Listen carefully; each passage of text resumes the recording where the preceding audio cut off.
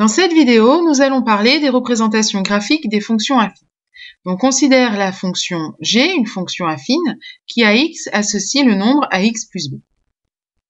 L'ensemble des points de coordonnées x et ax plus b est appelé la représentation graphique de la fonction affine. Alors c'est la même définition pour n'importe quelle représentation graphique d'une fonction.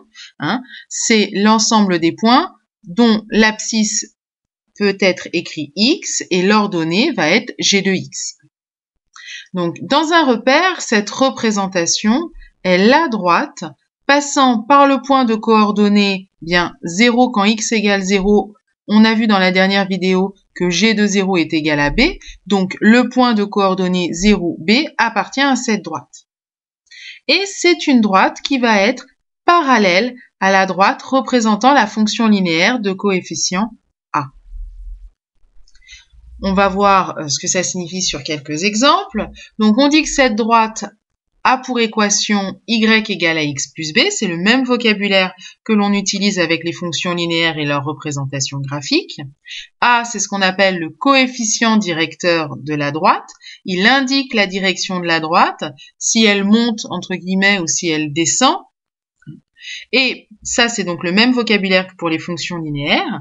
Par contre, on a b qui est rajouté, et b, c'est ce qu'on va appeler l'ordonnée à l'origine, puisqu'il indique la hauteur à laquelle la droite coupe l'axe des ordonnées. Alors, si on regarde un petit peu ce que ça signifie sur les représentations dessinées ici, par exemple, sur cette première représentation graphique, on a tracé la droite qui a pour équation y égale x, autrement dit, la droite associée à la fonction linéaire qui a x associe à x. Cette droite, on sait qu'elle passe par l'origine du repère, puisque pour x égale 0, f de 0 égale 0. Et si on considère la fonction affine associée g de x qui associe à x le nombre ax plus b, on a une droite qui est parallèle à la droite représentant la fonction linéaire de coefficient a, et elle passe par b. C'est pour ça qu'on l'appelle l'ordonnée à l'origine, puisque c'est l'ordonnée du point qui a pour abscisse 0, et donc qui est à la fois sur l'axe des ordonnées et à la fois sur la droite représentant la fonction affine. Alors voilà quelques exemples. Le premier, c'est quand a est positif et b est positif, ça veut dire que la droite, on a l'impression qu'elle monte et b est plus grand que 0.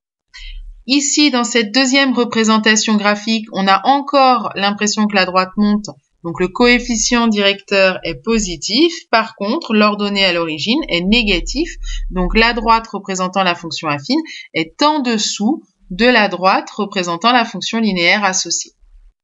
On a ici a négatif avec donc une droite qui descend et une ordonnée à l'origine positive, donc au-dessus de la droite représentant la fonction linéaire associée. Et ici, on a un coefficient directeur qui est plus petit que 0, qui est négatif, et donc une droite dont on a l'impression qu'elle descend, avec une ordonnée à l'origine négative, donc la droite représentant la fonction affine est en dessous de la droite représentant la fonction linéaire associée. Voyons un cas particulier. Si a égale 0, alors la fonction affine a pour formule g de x égale b. Donc sa droite a pour équation y égale b.